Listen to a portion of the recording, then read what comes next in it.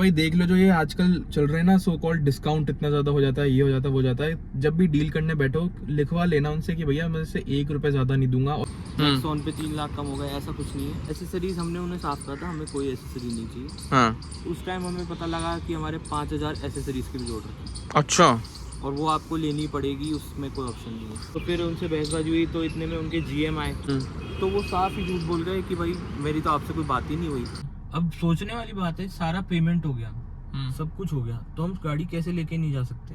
ये तो हमारा राइट है ना। राइट है बिल्कुल भाई। इंश्योरेंस का मैसेज आया 34,000 का। हाँ अच्छा। और जबकि उन्होंने एग्री किया था कि हम आपको 58,000 वाला इंश्योरेंस देंगे, तो हमने चेक वेक भी नहीं की। हमने भरोसे पे ले ली कि भाई कंपनी भरोसे दे रही है, बढ़िया टाटा की गाड़ी बढ़िया है, देश की गाड़ी है, कि भैया ये गाड़ी 9 लाख समथिंग अवेलेबल है, ये वो।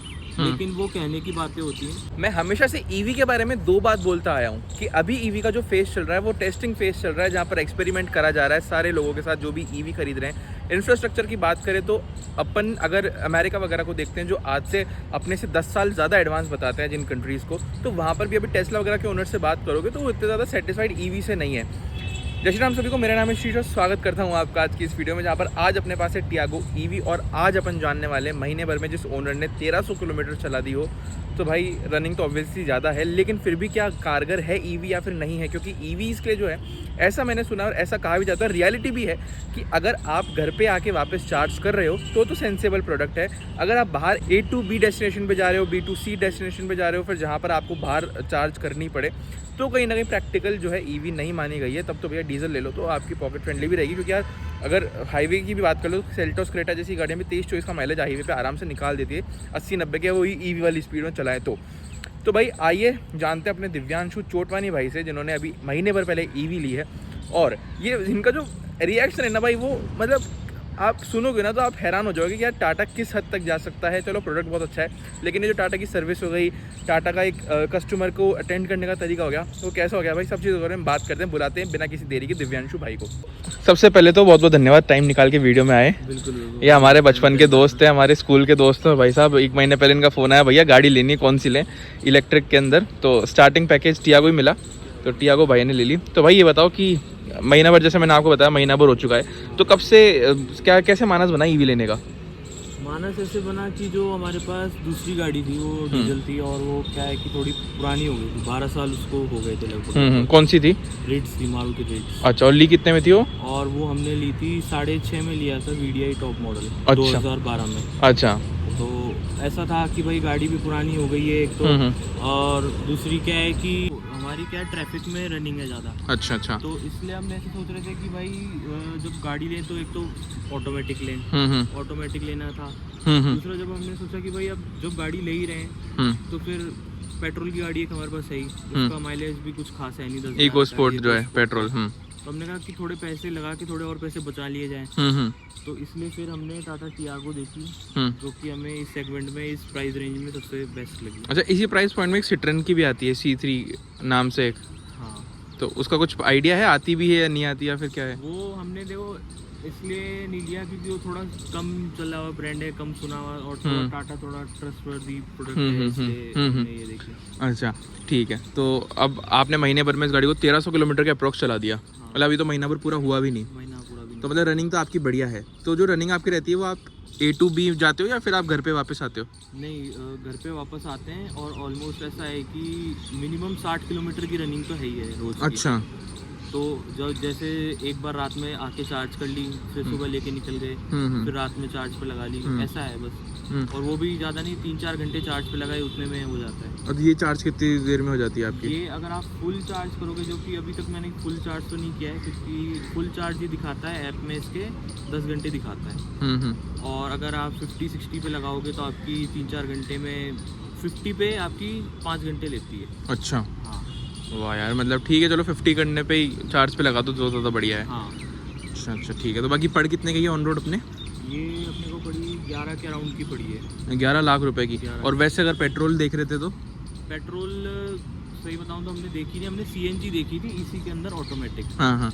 लेकिन वो भी फिर वही 9 लाख समथिंग की थी। अब CNG की कॉस्ट भी, लेकिन फिर ये इसका ऐसा कहते हैं कि भाई मैंने तो इतना नहीं लगाया कि 1 रुपये किलोमीटर देती है, हाँ कई लोग देती है। 70 पैसा भी देते हैं, तो अपन 1-1.5 रुपया मान के चलते हैं। हाँ और CNG अपने को देती है 4 या 5 मिनिमम, इतना लेगी। तो फिर लाइन में लगना, CNG डलवाना। हाँ सही है, चलो 2 लाख रुपए दे दी, लेकिन आपने 10,000 रुपये महीने के बचा भी लिए। लगभग 1300 किलोमीटर अगर आप नॉर्मल किसी गाड़ी में चलो, अगर वेन्यू वगैरह में या किसी में, तो अप्रॉक्सीमेटली आपको 2.5 टंकी चाहिए, क्योंकि वो 500-550 किलोमीटर चलती है, तो 2.5 टंकी जरूरत है। तो एक टंकी 5,000 रुपये की मानो तो आप आराम से मान के चलो, ना करते हुए भी 12,500-13,000 रुपये का खर्चा होना, तो वो आपने बचा लिया एक महीने में। तो वो इन्वेस्ट कर लो कहीं पे, या फिर अपने पास भी पड़े रहे तो भाई बढ़िया बात है, कोई दिक्कत वाली बात उसमें नहीं है। अच्छा चलो ठीक है। अब जो टाटा की डीलरशिप बहुत ज़्यादा है और सब जगह वो मचा लेता है कि भैया डिस्काउंट हमसे ले जाओ। तो कितने डीलरशिप घूमे आप? मैं गया देखो वैशाली, सिविल लाइन और एक जगह पर, तो तीन मैंने डीलरशिप देखी। हाँ जिसमें मेरे को जो बेस्ट डील मिली थी वो जगतपुर वाले पे मिली थी। लेकिन क्या है कि ये जैसे मैंने इंक्वायरी डाली टियागो के लिए, तो ये लोग फ़ोन पे तो कहते हैं सर आप आओ, हमारे पास इतना डिस्काउंट है। जैसे अभी भी मेरे पास मैसेज आते हैं कई डीलरशिप के कि भैया ये गाड़ी 9 लाख समथिंग में अवेलेबल है, ये वो। लेकिन वो कहने की बातें होती हैं, जब आप शोरूम में जाते हो तो रियलिटी अलग मिलती है। अच्छा बिल्कुल। आप जैसे अगर मैंने ज़्यादातर ये यूट्यूबर वगैरह को देखा कि वो डाल देते हैं कि भाई 10 लाख में ये देखो ये मिल रही है, नेक्सॉन पे 3 लाख कम हो गया, ऐसा कुछ नहीं है। आप शोरूम पे जाओगे आपको रियलिटी पता लगेगी, जो वो ऑन रोड आपको निकाल के देते हैं। अच्छा, थोड़ा बहुत डिस्काउंट वो करते हैं, लेकिन इतना नहीं है कि बिल्कुल ही आप जाओगे तो 1-2 लाख का हो जाएगा, ऐसा नहीं है। हाँ ये तो वही वाली बात हो गई, अंधी तो ना मछली जो 2-2 लाख रुपए डिस्काउंट में। वही बात है। हाँ तो फिर आप जब लेने गए तो कितनी वेटिंग थी इस गाड़ी के ऊपर?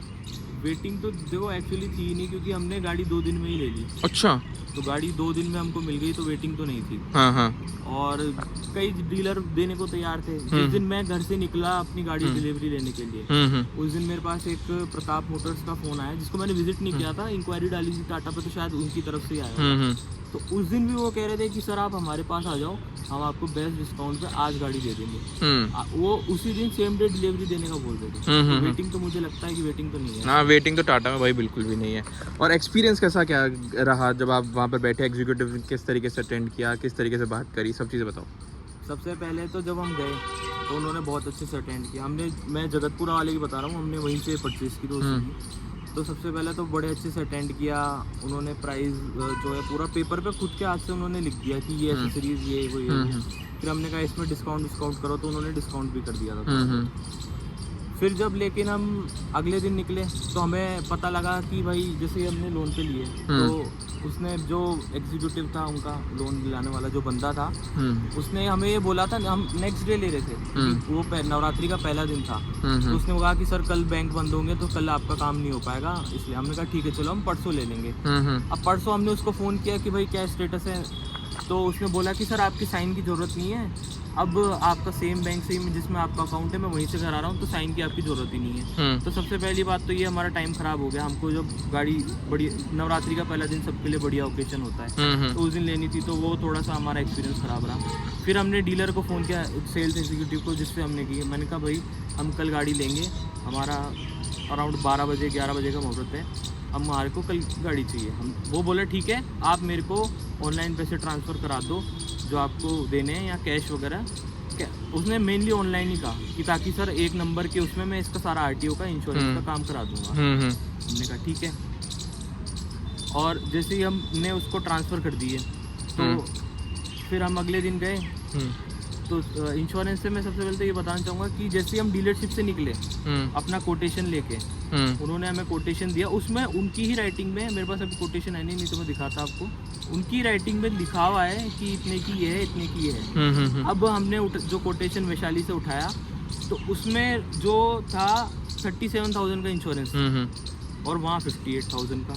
तो मैंने कहा मैंने बाबू कहा कि इसमें एक शोरूम में डिफरेंस क्यों आ रहा है, मतलब इस प्राइस में क्यों आ रहा है डिफरेंस। तो हमने फिर देखा इंश्योरेंस है, तो मैंने सेल्स एग्जीक्यूटिव को तुरंत ही वहीं पे रास्ते में ही थे, हम कॉल किया, कह रहे हैं सर कोई बात नहीं, वो तो 58,000 का नेट पड़ता है, उसके अंदर कई सारे एड ऑन्स होते हैं, जैसे बैटरी में अगर आपकी पानी में जाती है, या ये रिम वगैरह का जो भी कवर वगैरह है, इनके एड ऑन्स होते हैं, कई सारे एड ऑन्स होते हैं। तो मैंने उन्हें कॉल पे कहा कि ठीक है, अपन कल बैठ के इंश्योरेंस पे बात करेंगे, और इंश्योरेंस अगर हमको लेना है नहीं लेना आपको बता देंगे क्या एड ऑन है क्या नहीं है। वो बोले ठीक है, वो एग्री कर गए। अब जैसे ही मैंने सारे पैसे ट्रांसफ़र कर दिए, मैं वहाँ कैश पैसे लेके पहुँचा, तो उन्होंने कहा कि भाई तो पापा, हमने पूछा कि, उन्होंने सबसे पहले तो ये कहा था कि आपकी गाड़ी आते ही मैं दे दूँगा आपको। उस वहाँ जाने के बाद वो कह रहे हैं 2 घंटे लगेंगे। अच्छा। सबसे पहला तो यही हमारा मूड ख़राब हो गया, क्योंकि आप विद फैमिली जा रहे हो, पूरा आपका एक पूरा दिमाग सेट होता है कि भाई जाएंगे, मंदिर जाएंगे, यहाँ जाएंगे, वहाँ जाएंगे। चलो हमारे जैसे आदमी तो बैठ भी जाए, क्योंकि हमको गाड़ियों का बहुत ज़्यादा शौक है। जिन लोगों को गाड़ियों से इतना मतलब नहीं है, उनको तो गाड़ी तैयार मिलनी चाहिए जिस टाइम पे बोला था। तो, और खासकर फैमिली वाले वो नहीं बैठते हैं, वो बोलते हैं क्या है, हमारा क्या काम है, ये वो, चलो ये सब। तो वहाँ हमारा मूड ख़राब हुआ। फिर हमने कहा चलो ठीक है, कोई बात नहीं, बैठते हैं थोड़ी देर। फिर बैठे बैठे हमने उनसे पूछा कि आपने ये 58,000 का इंश्योरेंस लिया, आपने एडवांस बोले थे, तो क्या क्या एडवांस है इसमें? तो उन्होंने कहा सर आपके तो एडवांस है ही नहीं। मैंने कहा ऐसे कैसे? कह रहे हैं ये तो बिना इंश्योरेंस के हमने आपको बनाया, बिना एडवांस के। हमने कहा तो फिर वहाँ काफ़ी बहसबाजी हो गई, हमें भी गुस्सा आ गया कि आप ऑन द स्पॉट जब सारा काम हो गया है, तब आप कह रहे हो कि इसमें एडवांस ही नहीं है आपके इंश्योरेंस में, अचानक से आप किसी को कह रहे हो। तो फिर उनसे बहसबाजी हुई, तो इतने में उनके GM आए। GM ने बोला कि सर आप आओ हमारे साथ। उन्होंने बात की, हमने कहा हमको सारे एडवांस चाहिए, 58,000 का है, इसके अंदर जितनी भी चीज़ें हैं हमको सारी चाहिए। उन्होंने कहा ठीक है सर मैं करा देता हूँ, ये वो। हमने स्पेशली मेंशन किया कि भाई मेरे को हमको ये बैटरी का चाहिए। वो एडवांस की शायद मेरे को फोटो भी होगी कि क्या क्या एडवांस होते हैं, वो भी मैं शेयर कर दूंगा। तो अब हुआ क्या, उन्होंने एड ऑन कर दिया अपने लैपटॉप में, हमने वेरीफाई कर लिया, ठीक है एड ऑन हुआ है। अब बैटरी के उन्होंने 1700 रुपये और मांगे। हमने कहा ठीक है चलो, अब क्या इतनी माथा हो गई, फैमिली के साथ अच्छा भी नहीं लगता, अच्छा नहीं लगता। वो लोग कह रहे हैं भाई क्या हो रहा है, हम गाड़ी लेने आए थे। तो हमने कहा ठीक है चलो, दे दिए 1700। अब उसके बाद क्या होता है कि जैसे 1700 दिए, हमने कहा गाड़ी तो मंगाओ। गाड़ी वहाँ 2 घंटे से पहले 5 बज गए हमें बैठे बैठे, हम पहुँचे थे 1:30-2 बजे के अराउंड पहुँचे थे। 5 बज गए, हमको गाड़ी तक नहीं दिखाई उन्होंने कि भाई आपकी ये गाड़ी है, आपको ये मिलेगी। और इसमें थोड़ी सी हमारी भी गलती है कि हमने जल्दबाजी कर दी, हमने 2-3 दिन के अंदर गाड़ी ले ली। तो हमने चेक वेक भी नहीं की, हमने भरोसे पे ले ली कि भाई कंपनी भरोसे दे रही है, बढ़िया टाटा की गाड़ी बढ़िया है, देश की गाड़ी है, तो ठीक है चलो। हमने फिर गाड़ी आई, गाड़ी आने के बाद मैंने देखा इसको क्लीनिंग वगैरह हो रही थी इसकी। अच्छा ये उन्होंने नहीं बताया, वो तो मैं रैंडमली वहाँ पे बेसमेंट में जा रहा था उनके वेटिंग रूम में, तो मेरे को गाड़ी वॉश होते हुए दिख गई। तो मैंने, आप समझ ही गया मैं कि भाई हमारी गाड़ी है, क्योंकि और गाड़ियाँ डिलीवरी हो गई थी, हो चुकी थी उनकी डिलीवरी, 6 बज चुके थे इस टाइम। तो मैंने देखी गाड़ी वाड़ी वो, अब भाई मैं पहली बार गाड़ी ले रहा हूँ ईवी गाड़ी, तो उसमें चार्जिंग थी 60% अराउंड थी। तो मैंने दूसरे एग्जीक्यूटिव थे, मैंने उनसे पूछा कि ये गाड़ी चार्ज वार्ज होके मिलेगी नहीं मिलेगी, क्या सीन है, हमें ऐसा तो नहीं यहाँ से निकलती हम, क्योंकि भाई ईवी गाड़ी में डर सबको होता है। वही ऐसे तो नहीं, पेट्रोल डला लिया निकलते ही, कि भाई कहीं रास्ते में रुक गई तो और मूड खराब। तो उन्होंने कहा नहीं सर आपको चार्जिंग फुल करके दी जाएगी, पूरी 100% की। अब हम चले गए वेटिंग रूम में, अभी तक हम 6 बजे तक हम बैठे हैं। फिर वो 6 बजे एग्जीक्यूटिव आए हैं, उन्होंने RTO वगैरह का सारा काम हमको ऑन पेपर दिखाया। अच्छा इस बीच क्या हुआ, हम बैठे हैं तो इंश्योरेंस का मैसेज आता है। इंश्योरेंस का मैसेज आया 34,000 का। अच्छा। और जबकि उन्होंने एग्री किया था कि हम आपको 58,000 वाला इंश्योरेंस देंगे, और जो इंश्योरेंस उन्होंने कराया वो 34,000, मतलब उसमें मार्जिन काट के रख लिया। उसमें भी उन्होंने मार्जिन काटा। अब आप देख लो 58, 38 के। और एडवांस मिले आपको फिर? एडवांस दिए उन्होंने। अच्छा एडवांस दिए। हाँ, तो ये इंश्योरेंस में तो चलो मार्जिन इनका रहता है। तो कैसे इंश्योरेंस वाली बात मैं अभी आपको क्लियर कर देता हूँ। देखो इंश्योरेंस में कंपनी का सबसे तगड़ा मार्जिन रहता है, लेकिन मैंने जैसे कि अभी क्या हुआ था, मैंने दोनों गाड़ियाँ जो मैंने खरीदी है उसका दोनों को इंश्योरेंस कंपनी से खरीदा था, लेकिन जब रिन्यूअल कराने की बारी आई साल भर बाद में, तो मैंने आफ्टर मार्केट रिन्यू करा लिया। एक का तो सफारी का करा लिया था मैंने HDFC अर्गो की साइड से, दूसरा मैंने करा लिया अपनी वेन्यू का फ़ोन पे इंश्योरेंस से, और तीसरी मेरी जो टियागो है उसका मैंने एक ऐसे रैंडम डीलर से कराया था टेस्ट करने के लिए तीनों में क्या फ़र्क रहता है। हालांकि क्लेम वगैरह में रहता नहीं, मैं सफारी में ज़रूरत पड़ी तो सफारी के अंदर HDFC एर्गो के अंदर ये हुआ कि उन लोगों ने मेरे को, जो कंपनी थी उन्होंने बोला कि सर एक चार्ज और होता है, स्लिपेज चार्ज ऐसा कुछ करके चार्ज होता है, तो वो उन्होंने लगा दिया। वो होता है 10% जितना भी आपने इंश्योरेंस क्लेम लिया है, मानो 1 लाख रुपये का लिया है तो 1 लाख रुपये का आपको 10% देना ही पड़ेगा। तो किसी में 5% रहता है, किसी में 10% रहता है। तो टाटा वालों ने मेरे से 10% बोला था, मैंने उनसे जिद बहस करके 5% करा लिया। अब बात करें अगर टियागो की, तो टियागो के अंदर मुझे मेरा पूरा कैशलेस था, लेकिन मुझे पहले पूरे पैसे जमा कराने पड़े टियागो का एक्सीडेंट हुआ तो, और उसके बाद में मुझे जो है वो रिफ़ंड अब जाके होगा, जिसमें भी 2 महीने का टाइम लग जाएगा। तो वो रिफ़ंड मुझे 55,000 रुपये मेरे को वहाँ पे जमा कराने पड़ गए, 54,000 के लगभग। फिर उसके बाद में अगर वेन्यू की बात करूँ तो वेन्यू में कोई ज़रूरत नहीं पड़ी, बट उसके अंदर भी ये वाला सीन होगा कि उसके अंदर मुझे पैसे देने पड़ेंगे, बाद में मुझे रियम्बर्स होंगे, क्योंकि कंपनियों का टाइप नहीं रहता। कंपनी वाले ऐसे बोलते हैं कि सर अगर आप हमारे से इंश्योरेंस कराते तो आपका कहीं ना कहीं जो है हम ये बेनिफिट कर देते कि आपको ना तो स्लीपेज चार्ज वगैरह देना पड़ता, ना ही आपको जो है कैशलेस आपका पूरा हो जाता, ना ही आपको पैसे देने पड़ते। तो भाई जीरो डेप्थ इंश्योरेंस होने के बाद भी ये सारे लफड़े मुझे यहाँ पर करने पड़ गए। तो ये सारा अगर आप बाहर से इंश्योरेंस लेते हो ना तो ये सारे लफड़े रहते ही रहते हैं। इसलिए पीस ऑफ माइंड ये कंपनी से ले लो, भले ही थोड़ा सा महंगा पड़ जाएगा, लेकिन एक टेंशन नहीं रहेगी कि मिलेगा नहीं मिलेगा, क्या चीज़ रहेगी। अब आते हैं वापस चोटवानी जी की बात के ऊपर। हाँ तो चोटवानी जी बताइए। तो फिर ये इंश्योरेंस वगैरह का हुआ, उन्होंने एड ऑन्स दिए हालांकि एंड में जाके। फिर बात आती है एसेसरीज। एसेसरीज हमने उन्हें साफ कहा था, हमें कोई एसेसरी नहीं चाहिए। हाँ। उस टाइम हमें पता लगा कि हमारे 5,000 एसेसरीज की भी जोड़ रखी है, अच्छा। और वो आपको लेनी पड़ेगी, उसमें कोई ऑप्शन नहीं है। तो उसमें एक्सेसरीज क्या क्या थी? उसमें एसेसरीज में डोर वाइजर दे रहे थे। अच्छा, ये जो यहाँ पर तो डोर वाइजर लगे हुए तो नहीं है, इस पर लगवाई नहीं फिर आपने? फिर हमने दूसरी एसेसरीज वगैरह लगवा ली थी उनसे। अच्छा अच्छा। जैसे ये, लेकिन हमने फिर ये बात वहीं पे लिए, लेकिन अलग से लगवाए। 1900 रुपए के थे। और ये मड फ्लैप वाला जो ये, अच्छा, ये मड फ्लैप जो है, ये कई चीजें लगवा ली हमने। Seat covers? सीट कवर्स हमने आफ्टर मार्केट लगवाए। अच्छा, ये आफ्टर मार्केट लगवाए। तो ये सारा एक्सपीरियंस रहा। फिर वो आपकी जो आपने पुरानी गाड़ी दी थी उसका भी क्या कुछ लफड़ा वगैरह पड़ गया था मेरे ख्याल से? हाँ, उसका भी ये हुआ कि जिस टाइम डील फाइनल हो रही थी, हमने एक्सचेंज करने वाले बंदे को उन्होंने अपनी तरफ से बुलाया। तो वो आया, उसने गाड़ी चेक की, सब किया, एक अमाउंट उसने बता दिया, सर कितने मिले। हमने कहा ठीक है। सिर्फ उसने इतना बताया कि सर ये है, आप गाड़ी लाना उस दिन, एक्सचेंज हो जाएगी, कोई दिक्कत नहीं। उसने कोई पेपर वर्क, कोई किसी उसकी बात ही नहीं की। जिस दिन हम गाड़ी लेने पहुंचे, इंश्योरेंस के जस्ट बाद क्या हुआ, हमसे वो उन्होंने जो GM है उनके, उन्होंने NOC मांगा। अब हमने कहा NOC कहाँ से आती है, हमें बताओ तो सही, आप पहले बताते। और अगर NOC की बात की तो वो उस बंदे ने नहीं बताया। जो सेल्स एग्जीक्यूटिव वहाँ बैठे थे, उनसे हमने कहा कि भाई आपने तो कुछ कहा ही नहीं NOC वगैरह के लिए। तो वो साफ ही झूठ बोल गए कि भाई मेरी तो आपसे कोई बात ही नहीं हुई, मेरा डिपार्टमेंट ही नहीं है ये। तो ये भी आप देख लेना, जो डॉक्यूमेंट जो भी है, एक बार उनसे वो भी रिटर्न में ले लेना। हाँ, कि क्या क्या जरूरत पड़ेगी, क्या है। जो बाद में फिर नंबर प्लेट नहीं दी थी ना आपको गाड़ी की। फिर ये हुआ कि भाई सब होने के बाद हमने कहा ठीक है, हम बैंक में अप्लाई कर देंगे। अच्छा, उस टाइम वो बोल रहे हैं कि 20,000 रुपये सिक्योरिटी लगेगी। 20,000 रुपये आप सिक्योरिटी दोगे तब आपको गाड़ी देंगे। उस टाइम तो ये कंडीशन आ गई। ऐसा हुआ, फिर 20,000 उन्होंने सिक्योरिटी वगैरह मांगी थी, ये सब किया। तो जैसे तैसे हमने उनको बोला किया। तो फिर उन्होंने कहा ठीक है, आप ले जाओ गाड़ी, और लेकिन हम आपको नंबर प्लेट नहीं देंगे, आपका जो नंबर है, नंबर प्लेट और फास्टैग। हमने कहा ठीक है। अब उन्होंने कोई टेम्परेरी नंबर वगैरह भी नहीं दिया लगा के, और जबकि सिटी के अंदर आपको चलाना ही अलाउ नहीं है, फाइन पड़ सकता है। तो ऐसा हुआ, हमने फिर गए, हमने बैंक में अप्लाई कर दिया। हमने NOC के उसको बोला पर्टिकुलरली NOC चाहिए। उन्होंने कहा ठीक है, 3 वर्किंग डेज में आएगी। बीच में सैटरडे संडे पड़ गया। तो फिर ये हुआ कि जब NOC आई तो हमने उसको सॉफ्ट कॉपी भेज दी, जो बंदा वहाँ बैठा हुआ था। तो सॉफ्ट कॉपी भेजने के बाद उसने चेक कर लिया। हमने कहा ठीक है, चलो हो गया। अब हम गए नंबर प्लेट वगैरह लगवाने, नंबर प्लेट प्लस फास्टैग। तो वहां जाके वो बोल रहा है कि ये तो सिर्फ NOC है, आपने फॉर्म 35 तो दिया ही नहीं है। अच्छा, जबकि उसने बोला सिर्फ NOC जबकि उसने सिर्फ NOC का बोला था। अब हमें थोड़ी ना पता कि फॉर्म 35 भी कोई आता है, ना बैंक वालों को पता है। तो हमने बोला कि भाई ठीक है, आपने बोला नहीं, फिर बहसबाजी हो गई।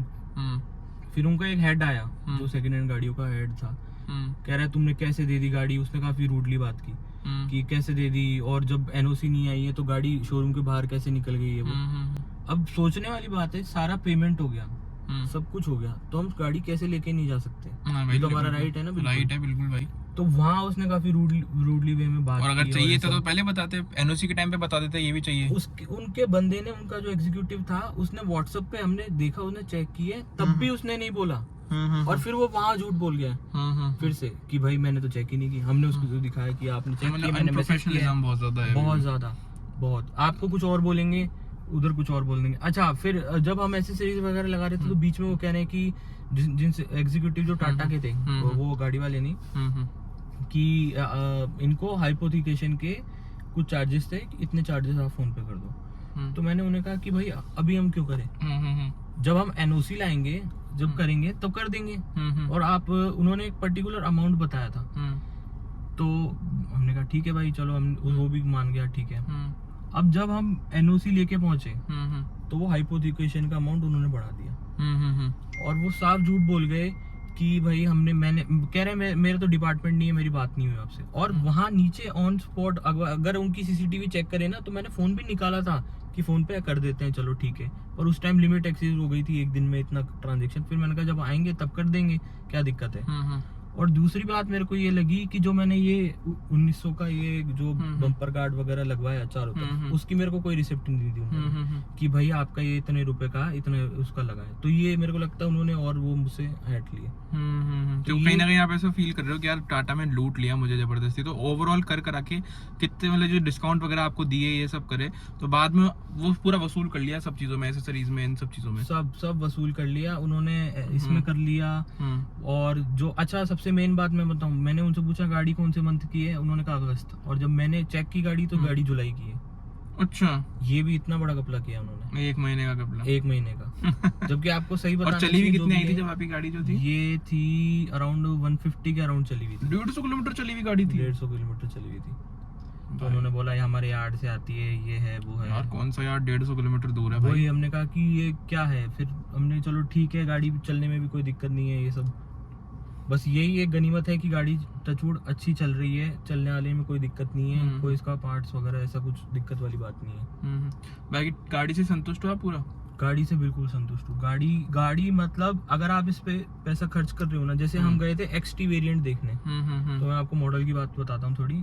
तो ये शोरूम में XZ प्लस खड़ा हुआ था, तो हमने ऑब्वियसली बात है वो महंगा ही खड़ा करेंगे, तो हमने गाड़ी देखी ये वाली, तो वो बताने लगा ये नहीं है, ये नहीं है, ये नहीं, तो मजा नहीं आया उसमें। तो ये जो मॉडल है ये एकदम मैं कहूँगा टॉप, अगर कोई टॉप मॉडल ले रहा है तो वो शायद गलती कर रहा है, तो उसको ये मॉडल लेना प्रेफर करना। कौन सा मॉडल है ये XZ प्लस है, और इससे ऊपर XZ प्लस लग्जरी।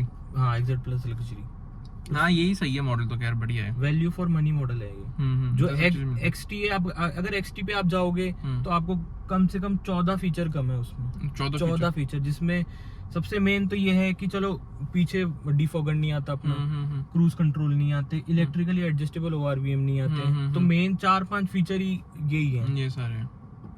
बाकी और सब कैमरा वगैरह सब बढ़िया चलता है, कैमरा की क्वालिटी, ये इंफोटेनमेंट वगैरह कोई लैग थोड़ा ना करता है? नहीं, ये कोई लैग नहीं करता। और आपकी वो जो कनेक्टेड ऐप थी वो चल गई? वो बिल्कुल चल रही है, बिल्कुल सही। हाँ, उसमें भी ये हुआ कि मैं बाहर रहता हूँ, तो मेरे पापा का कनेक्ट कर लेना, अब तो उन्हें टाइम नहीं मिला, उन्होंने ऐप डाउनलोड नहीं की, कनेक्ट नहीं किया, तो मैं अभी घर आया 1-2 दिन पहले, अभी महीने भर बाद, ऑलमोस्ट महीने भर बाद। तो मैंने कहा चलो ठीक है, मैं करके देता हूँ आपको, तो मैं कर रहा हूँ कनेक्ट। अब मैंने कहा यार चक्कर क्या है, मैंने इसमें अपडेट चेक किया कि कोई अपडेट तो नहीं आया मेरे फोन में। एंड्रॉइड से मैंने किया, एप्पल से भी किया, दोनों से मैंने ट्राई किया कि ग्लिच ना हो, कुछ ना हो। तो मैंने थकार के कई वीडियो मैंने देखी यूट्यूब पे, तो मैंने थकार के वहाँ कंपनी में फोन किया कि मैम मेरा ये चल नहीं रहा है, मैंने इस तारीख, उसको चेसिस नंबर दे दिया मैंने।